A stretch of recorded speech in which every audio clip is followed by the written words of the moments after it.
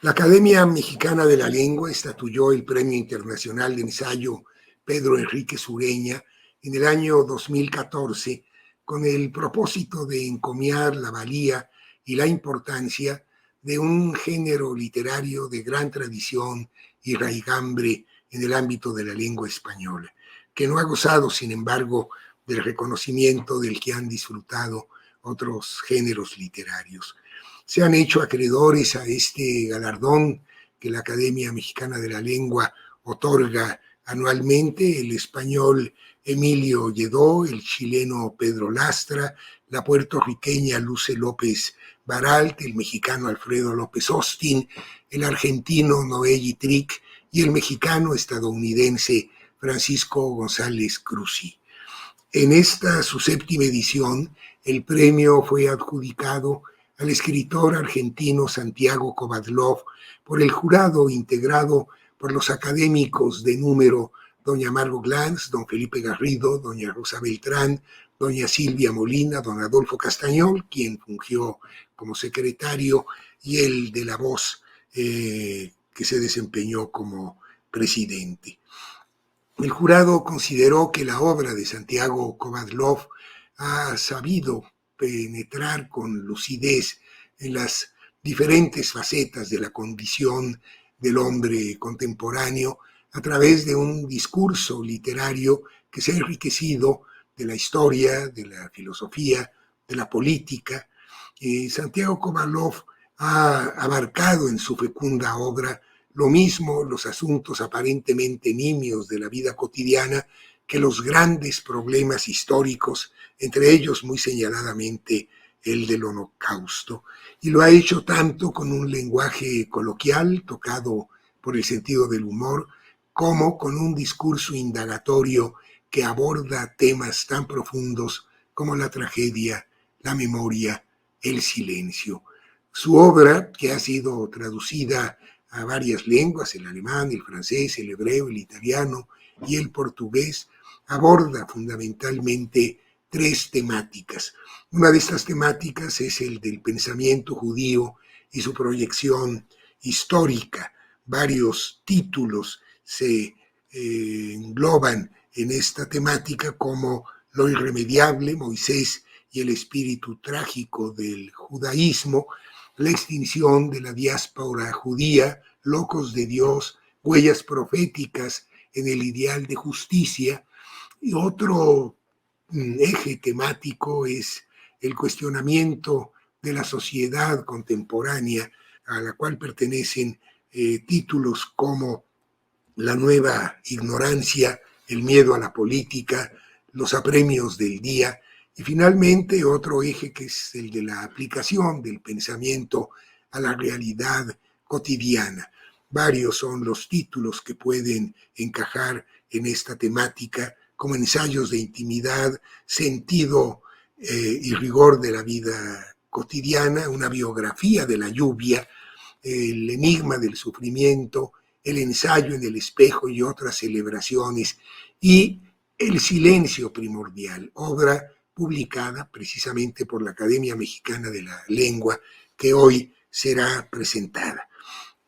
Si bien el premio se otorga por la trayectoria de los candidatos, por la trayectoria completa de su obra ensayística, parte del reconocimiento consiste, como digo, en publicar una obra del autor premiado, lo que le ha permitido a la Academia Mexicana de la Lengua enriquecer su catálogo editorial con los magníficos títulos que integran la colección Premio Internacional de Ensayo Pedro Enríquez Ureña. Ha salido a la luz, como digo, el título séptimo de la colección, El silencio primordial, de Santiago Kovadlov, y la Academia Mexicana de la Lengua determinó hacer esta ceremonia de entrega formal del premio, así sea de manera telemática, una vez que la obra se hubiera publicado, como es el caso, y aprovechar la ocasión para presentar el libro en un conversatorio virtual en el que participarán, además del propio don Santiago Kovadlov desde Buenos Aires, los académicos don Adolfo Castañón y doña Liliana Weinberg, a quienes le cedo el uso de la palabra. Enviaremos a don Santiago Kovadlov el diploma que lo acredita como ganador de la 7ª edición del Premio Internacional de Ensayo Pedro Enríquez Ureña y una medalla conmemorativa que tiene la efigie del gran escritor dominicano que tuvo una dimensión hispanoamericana muy amplia.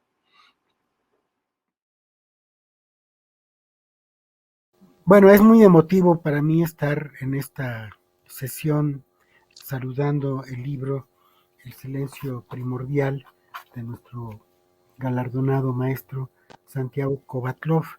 Es emotivo porque cuando uno ha escuchado un nombre a lo largo del tiempo y de pronto resulta que por las circunstancias de la vida ese nombre llega a la mesa de uno, primero en forma de libros para una candidatura de un premio y después ya en un libro publicado y después tener colmo de la plenitud al autor mismo, pues resulta como muy emocionante y de alguna manera pues conmovedor. El nombre para mí de Santiago Kovadlov, yo lo leí por primera vez, ese nombre con híbrido de cristiano y eslavo, Santiago Kovadlov, como el nombre de un traductor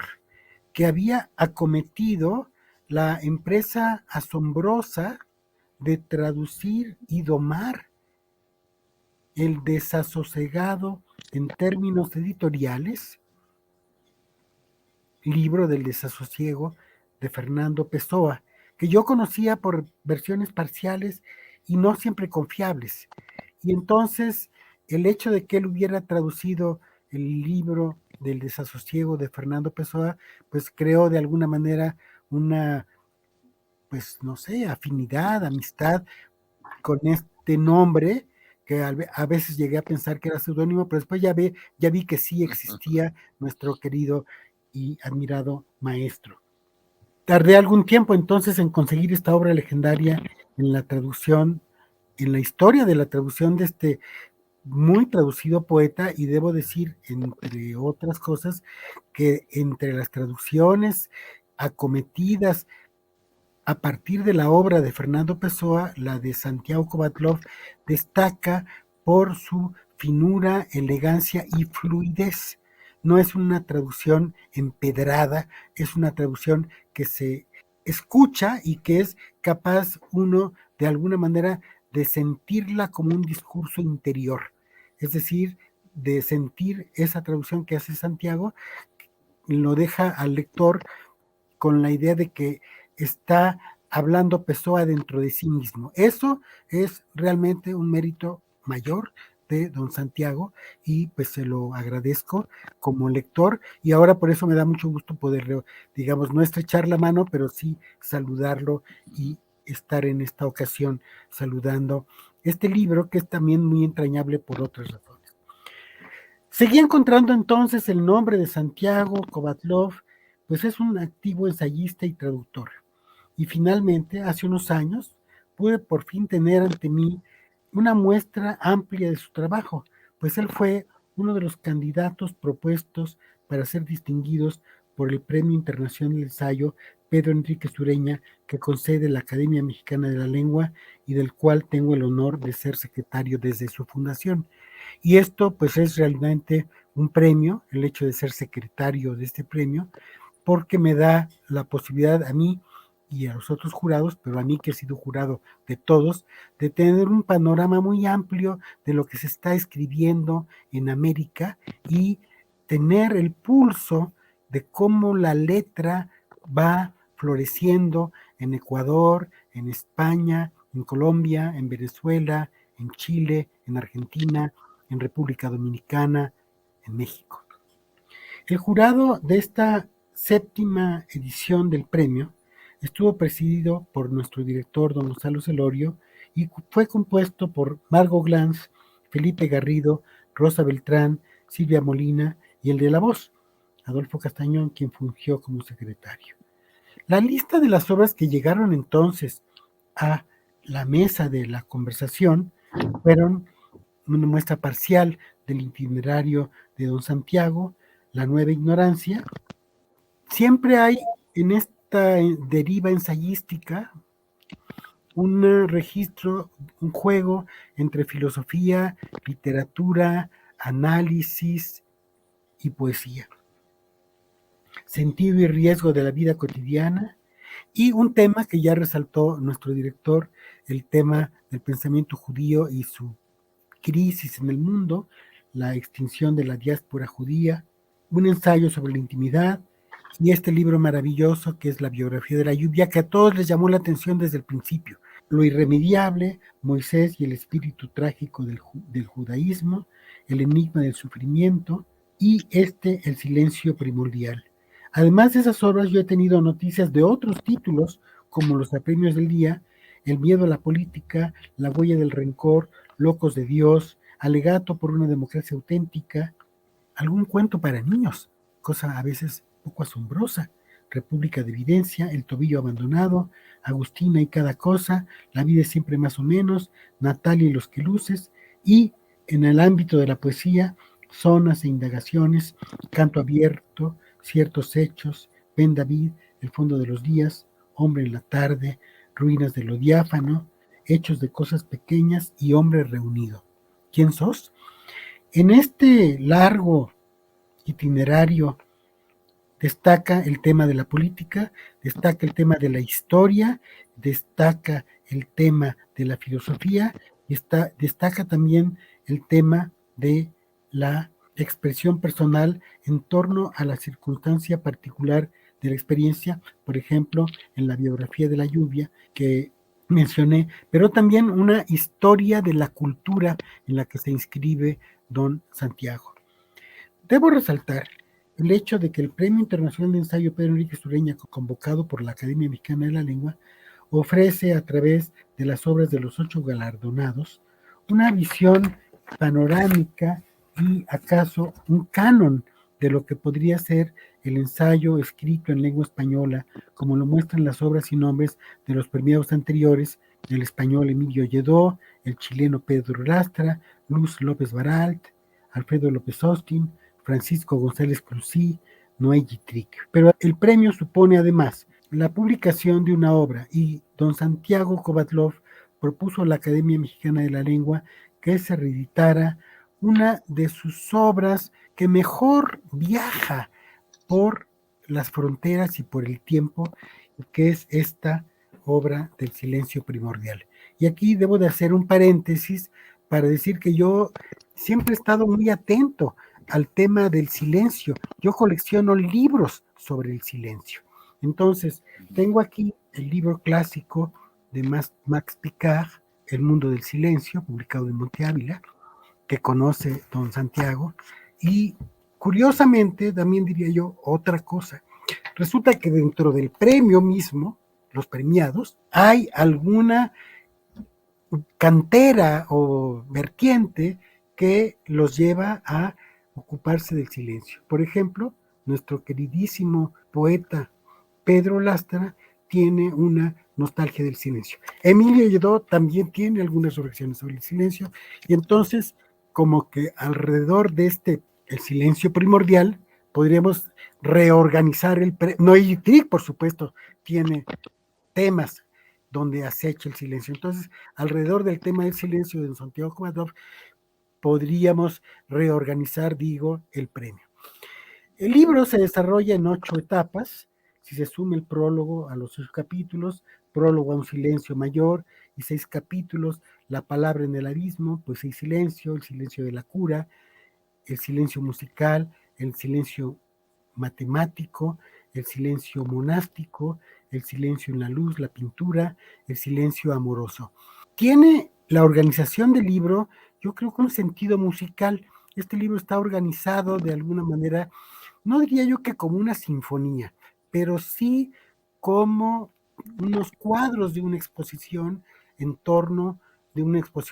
organizada musicalmente en torno a este tema, y yo diría que hay un silencio anterior a la lectura de este libro y otro silencio posterior a la lectura de este libro, pero también un silencio entre cada uno de los capítulos. De todos los capítulos, que son fascinantes, que además están entrelazados y van llevando uno del uno al otro, hay un diálogo entre los capítulos, porque la reflexión de don Santiago es una reflexión que constela su argumentación. Me parece muy relevante el silencio matemático, el silencio monástico, y me llamó la atención el silencio amoroso. Este silencio amoroso tiene una cita de un filósofo existencialista un poco olvidado, que es Gabriel Marcel, de Journal Métaphysique. Y quisiera yo recordar que en México hubo una persona que en su juventud leyó muchísimo a Gabriel Marcel, que es el filósofo Luis Villoro, que este año se cumplen 100 años del natalicio de Luis Villoro. Pero también quisiera yo decir que este Gabriel Marcel, que era un filósofo, digamos, existencialista fuera de canon, de los típicos existencialistas, es uno de los que saludó, como lo recuerda Octavio Paz, el amante de Lady Chatterley de D.H. Lawrence, y era un hombre muy comprometido con el tema del amar y que sabía de lo que estaba hablando. Entonces, me llama la atención que don Santiago haya escogido a Gabriel Marcel para ponerlo en el hilo de su conversación en torno al amor, que es una conversación del sentido del amar y que de alguna manera permea todo el libro. El ensayo explora los territorios del silencio, los espacios de lo tácito en la historia de la cultura a través de la expresión poética, lírica y el oficio y el ejercicio psicoanalítico, el análisis que es de ida y de vuelta, que es hablar y es callar, es decir, y es cerrar los labios. Y también se da, desde luego, en el ámbito monástico, en este espacio se da un juego de arterias y vasos comunicantes entre las distintas prácticas, la de la música, de las matemáticas, la del psicoanálisis, la de la filosofía, la del amor, la de la arquitectura. Quisiera yo decir que este silencio primordial es una muestra de la fe en la poesía y la literatura que tiene don Santiago Kovatlov y que expresó en el 8º Congreso Internacional de la Lengua Española realizado en Córdoba en 2019. Y me voy a permitir leer un poco de la voz, de las palabras de don Santiago, porque creo que nos meten adentro del libro que tiene que ver con este tema. ¿Qué podríamos entender, pues, por fe literaria? Tal como lo concibo, el escritor es, en un orden elemental, dice don Santiago, hombre de fe, o en otros términos considero posible y hasta necesario hablar de su vocación como de una auténtica fe literaria. Y este tema de la fe creo que es un tema que está subyaciendo no solo a su discurso, sino también a el libro mismo y diría yo a su obra y a su humanidad misma. Pero en este discurso que pronunció en el 8º Congreso Internacional de la Lengua Española, dice: la fe literaria no salva de la angustia, no ampara de la duda, pero infunde a esa angustia y a esa duda un significado y una altura que las justifican, que sorprendentemente califican a la vida de quien las padece como vida libre y personal. La fe literaria, escribe Octavio Paz, es fe hecha de duda y entrega, de diaria pena y diaria alegría, de largos trabajos y breves iluminaciones. Una cosa que me gustó mucho de este libro en particular y de otros de Santiago, pero de este en particular, es saber la manera tan delicada que ha tenido don Santiago de leer los diversos libros de Octavio Paz, y entonces yo como, digamos, lector mexicano, pues me sentí como conmovido de ver cómo ese hilo de la conversación también se tendía por aquí. El silencio primordial lleva la siguiente dedicatoria. Este libro celebra un corazón, el de Arnoldo Lieberman. Agradezco estas líneas a Santiago Kovatlov, pues al leer la lista de obras que el pensador y musicólogo ha escrito, me he podido dar cuenta de que no pocas de las frases que aparecen en El silencio primordial podrían ser leídas como un diálogo tácito, sístoles y diástoles con ese corazón que el libro celebra, el corazón del mundo, el corazón de Santiago Kovadlov. Muchas gracias, don Santiago. Muchas gracias, muchísimas gracias. Muchísimas gracias por su cercanía y la calidez y la lucidez de su análisis. Gracias, don Santiago, y ahora le toca a Liliana. Muy bien. Leer El silencio primordial de Santiago Kovadlov me condujo a la evocación de mi juventud en Buenos Aires, cuando quienes teníamos algunas inquietudes literarias sabíamos ya de este autor que labraba un espacio propio para construir una mirada original y un pensamiento riguroso, solo obediente a las exigencias de la autocrítica y el diálogo, al rigor fijado por su vocación de filósofo y escritor. La obra ensayística de Santiago Kovadlov se puede caracterizar, como lo indica el título de una reciente antología de sus ensayos, como La aventura del pensar. Hoy me reencuentro 40 años después con Santiago Kovadlov. En la culminación de su trabajo de escritura, en esa prosa certera por la que continúa compartiendo un modo de responder al clima cultural que nos tocó vivir en esos años, un modo de reaccionar a la asfixia ideológica, a esa atmósfera opresiva que lo marcó y me marcó, y rivalizaron en Argentina con la obstinación de la inteligencia y la creatividad que de manera admirable logró sobrevivir a las tormentas. Santiago Kovadlov parece afirmar con su obra ese "y sin embargo" que permitió sobrevivir a nuestros artistas y pensadores, a todos los modos de la persecución y el autoritarismo, que adoptan a veces la forma de la sordera y de la incomprensión hacia las palabras y el sentido que en ella anidan. Porque esto es la línea de Santiago Kovadlov. Fe también en el sentido. Me reencuentro ahora con Santiago Kovadlov y lo hago a través de esa otra forma del diálogo entre buenos entendedores, de convergencia y amistad nunca colmada, que es el ensayo. Y me reencuentro a partir de ciertas ideas e imágenes que regresan a nosotros de manera recurrente a la hora de pensar el ensayo y el quehacer del ensayista, a partir de este término clave, interpretación. En efecto, el modo que plantea Kovadlov de aproximarse, explorar, rodear, recorrer, reconocer, asediar el tema del silencio es un ejemplo eminente del estilo de iluminar y pensar en situación en que trabaja todo ensayista. Desde Montaigne, el ensayista se ha dedicado en muchos casos a hacer nombrable e inteligible, de traer a la esfera del sentido aquello que aún no se puede asir: el miedo, la experiencia límite, la verdad y tantas cosas más. En este caso, el gran tema propuesto para la reflexión por Kovadlov es el silencio. ¿Cómo nombrarlo? ¿Cómo traerlo a la esfera de la escritura? ¿Cómo hacerlo nuestro sin reducirlo y sin quitar su especificidad, su calidad radicalmente otra? El orden de los ensayos contenidos en este libro nos ofrece un itinerario reflexivo y nombrador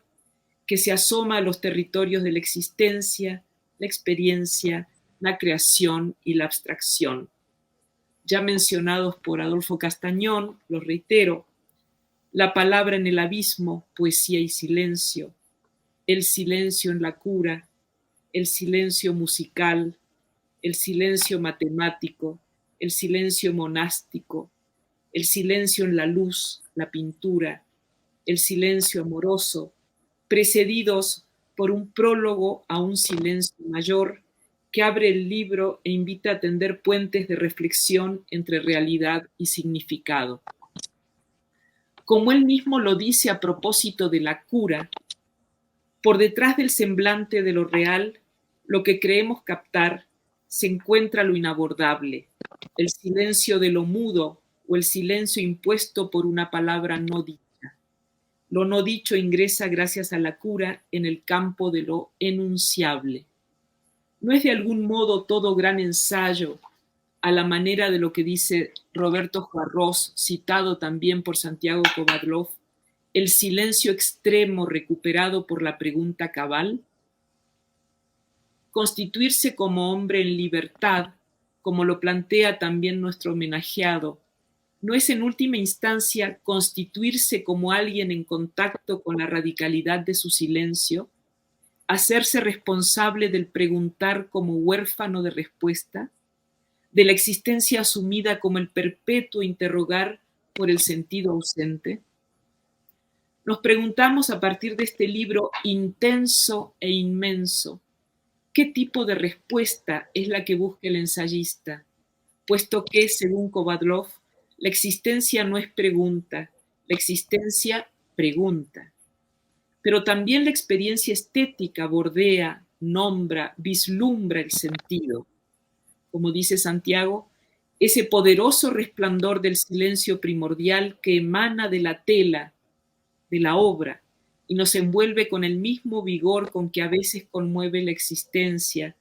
proviene del ojo que se atreve a explorar, no ya lo que sin resistencia se entrega a la mirada, sino lo que palpita y llama sin dejarse ver en lo que se muestra. Celebramos pues este día en que saludamos a Santiago Kovadlov, ensayista, poeta, traductor, quien se hizo acreedor del premio de ensayo Pedro Enríquez Ureña, y celebramos la posibilidad de que este libro que hoy presentamos, integrado ahora a la magnífica colección que reúne la obra de los ganadores del mismo premio,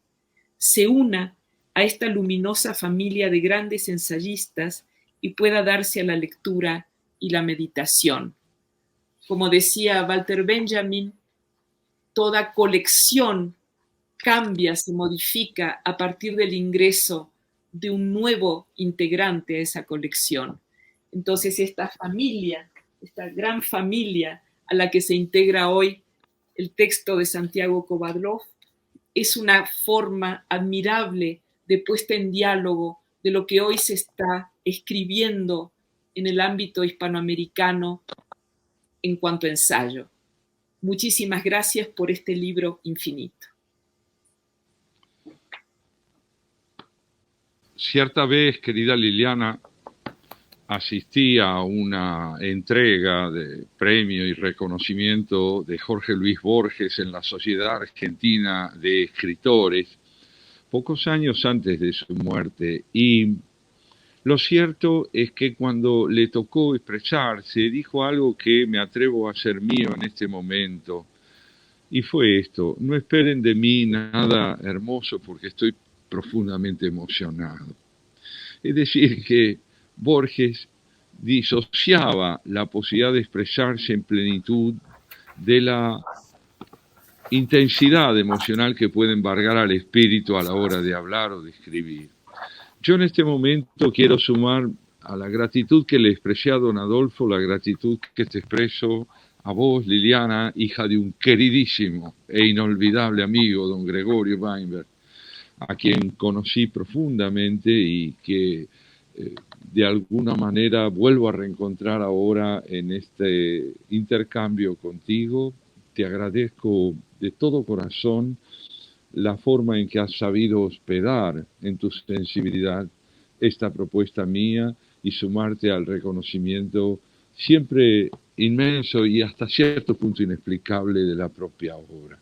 Nadie puede dejar de sentirse orgulloso de recibir un premio así, y al mismo tiempo siempre, si sostiene su lucidez y su sentido común, se desconocerá en un premio tan jerarquizado, tan noble, tan valioso. Muchas gracias, Liliana. Yo quería, Santiago, aprovechar esta oportunidad como lectora, como autora, como estudiosa del ensayo, agradeciéndote desde ya todo lo que acabas de decir y este recuerdo a mi padre, que en algún momento habló del apagón cultural que no estuvo mucho tiempo en la oscuridad en muchos sentidos. Quería aprovechar para reflexionar sobre el ensayo, sobre esta doble calidad de aquello que Octavio Paz llamaba luz inteligente, este carácter que reúne filosofía, poesía, y lo prueba eminentemente tu obra. ¿Qué lugar queda hoy para el ensayo? ¿Qué lugar ha abierto el ensayo? ¿Qué reflexiones te despierta este cuarto género que por una parte se ha expandido tanto y por otra parte va buscando, como lo muestran tus trabajos, nuevos límites, nuevas fronteras, nuevos umbrales a explorar? Bueno, es una preciosa incitación la que me haces y con todo gusto entonces tomaré la palabra para expresar de modo general mi agradecimiento a quienes me han premiado y desplegar contigo y con don Adolfo y con las autoridades de esta academia alguna reflexión sobre el ensayo. Comienzo entonces por expresar nuevamente mi gratitud al director de la Academia Mexicana de la Lengua, don Gonzalo Celorio, a mis colegas académicos de la Academia Hermana de México y en particular a don Adolfo Castañón y a Liliana Weinberg por lo que han sabido obsequiarme a través de la lectura y de la valoración que han hecho de mi libro El silencio primordial y de mi trabajo en el campo del ensayo.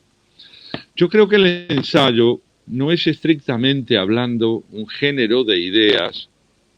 sino que es un género que refleja el efecto que en términos emocionales, temperamentales y aún, claro está, intelectuales, tienen las ideas sobre el temperamento y el carácter de quien escribe. Es un género reflejo, nos permite acceder a la sensibilidad de quien, en trato con las ideas, exhibe al escribir el perfil de una sensibilidad personal, de una sensibilidad singular, o al menos se empeña en que esa singularidad irrumpa en el despliegue de su lenguaje. Como bien recordaba Liliana Weinberg, el género nace de la mano de un hombre que ha sabido decir, me refiero a Miguel de Montaigne, escribo ensayos porque no hago pie. Así dice Montaigne, escribo ensayos porque no hago pie. Es decir, que la certeza de saber dónde se pisa, la convicción de que se sabe dónde se está, no es nunca inspiradora de un ensayo. El ensayo, como su nombre bien lo dice, es un género conjetural. Es un género que se abre camino en el territorio de la duda, en el escenario de una ambivalencia, yo diría, perpetua entre la claridad y la oscuridad, y que intenta, mediante la interpretación, rehuir tanto el imperio absoluto de la noche como la luminosidad desmedida, muchas veces presuntuosa, que se apodera de la enunciación cuando se cree proveedora de una verdad definitiva. Género conjetural, entonces, género vacilante, no por eso género frágil, no por eso género debilitado por la incertidumbre, sino más bien nutrido por el afán de clarificación y de ensanchamiento del campo de la comprensión de la realidad. Creo que desde ese momento inaugural en el siglo XVI hasta el presente, el ensayo se ha visto además enfrentado a una amenaza curiosa que sobre todo se desplegó a partir del siglo XIX y es la que fue convirtiendo al ensayo personal en monografía académica, en monografía universitaria, en un texto que, respondiendo a los imperativos normativos de una composición de intención probatoria o demostrativa, fue opacando el protagonismo de la personalidad del escritor para privilegiar sobre todo una verdad de intención objetiva. El ensayista no rehúye la objetividad, simplemente comprende que es difícil alcanzarla y así como tiende hacia ella, también rehúye, al igual que el famoso personaje griego atado al palo mayor de su nave, el canto de las sirenas de la certeza. En la actualidad, creo yo, el ensayo ha recuperado fortaleza a partir del siglo XIX inglés, en especial del XVIII inglés, del XIX inglés, y en nuestra América, de la mano ya en el siglo XIX de un Sarmiento, entre los argentinos que supieron infundirle un vigor extraordinario al ensayo. Claro, está en el 20 con el propio Pedro Enrique Sureña, y de qué decir de autores mexicanos como el propio Octavio Paz, ¿no es cierto? Después de todo, Octavio Paz se hace acreedor al Premio Nobel de Literatura, también con su palabra ensayística, una palabra que iluminó al siglo XX con el coraje de un posicionamiento político que rehuyó el totalitarismo como camino de realización de nuestra América. Creo yo que esto es importante subrayarlo porque el ensayo, en la medida en que es un género personal, se atreve a exhibir las pendularidades, digamos así, de un temperamento que, buscando afianzarse en la mayor claridad posible, comprende que no hay claridad más clara, por así decirlo, que la que se aficiona a lo complejo en lugar de las simplificaciones ideológicas, en lugar del esquematismo del dogma. Entonces, daría la impresión que, nutrido incluso por figuras como la de George Steiner en el siglo pasado y en parte de este siglo, el ensayo gana una potencia protagónica en el marco de los géneros literarios que ha permitido entender que el concepto de creación no es atributo de un género, sino de un tratamiento del lenguaje, de un tratamiento de las ideas. De modo que tenemos en el ensayo una estatura creadora, una estatura verdaderamente expresiva que permite incorporar a la literatura en nuestro idioma una tonalidad, una personalidad expresiva que, más allá de las diferencias entre los distintos autores de las distintas naciones que integramos nuestra América, y como bien lo sabe Liliana, en tanto estudiosa del género, hace con que hoy tengamos, a la par de la novela latinoamericana, una ensayística reveladora de la potencia elocutiva que ha alcanzado el idioma español en el ensayo. Por todo eso, el poder ver mi nombre sumado al de quienes han tenido el merecimiento, sin duda, que yo veo en ellos, y es difícil reconocer en uno mismo, pero sí la fortuna de sumar mi nombre al de los que han recibido esta distinción que es tan reveladora tanto del papel de Pedro Enrique Sureña en la construcción del ensayo como de la sensibilidad que el español ha alcanzado en la literatura mexicana y el reconocimiento de la Academia de México. Ver mi nombre sumado, digo entonces, a quienes han recibido este reconocimiento es, sin lugar a dudas, el más alto galardón que he tenido en mi vida, porque como ensayista puede uno ser reconocido, yo tuve la fortuna de serlo, en el propio país, pero la palabra internacional que acompaña a la distinción de este premio permite ver con perplejidad, con asombro, con gratitud y con cierto pasmo en relación a uno mismo, porque no hay nada más dudoso en el sentido cartesiano del término que la propia identidad. Ver mi nombre sumado entonces a tanta tarea, a tanto esfuerzo, a tanta plenitud como la de quienes han recibido este premio. Por todo ello, les diría y les digo que no alcanzan las palabras, paradoja en un escritor, para expresar ya no la gratitud, sino la felicidad,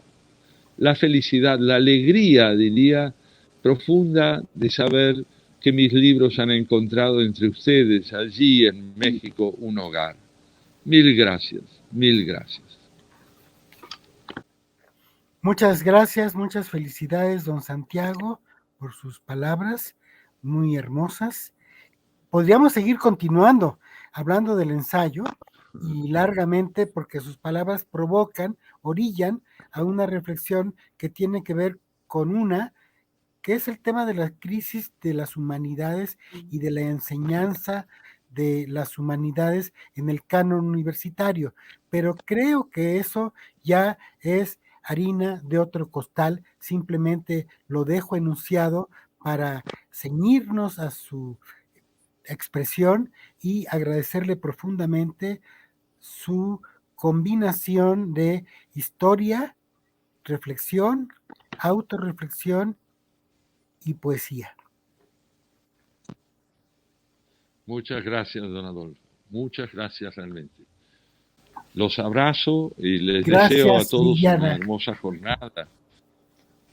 Gracias, Liliana, nuevamente. Gracias, señor director, don Gonzalo Celorio. Y un saludo muy afectuoso a los colegas académicos de Letras de México. Muchas gracias, don Santiago. Adiós, hasta muy pronto. Hasta pronto. Que estén muy bien. Hasta muy pronto.